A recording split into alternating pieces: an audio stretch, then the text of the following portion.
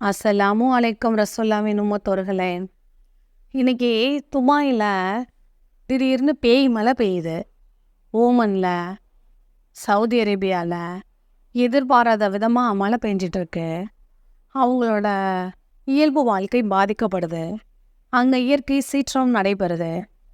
இதுக்கெல்லாம் காரணம் துபாயில் கட்டின கோயில் தான் அப்படின்னு சில ரீல்ஸ் பார்க்குறோம்.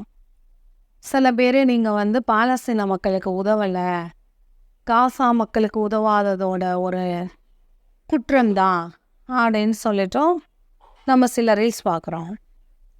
ஆனால் எது எப்படியா இருந்தாலும் அவங்க நம்மளோட சகோதரர்கள்.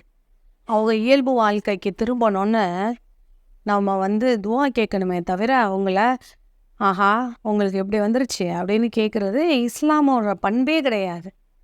அதனால அவங்களுக்காகவும் துவா செய்வோம்.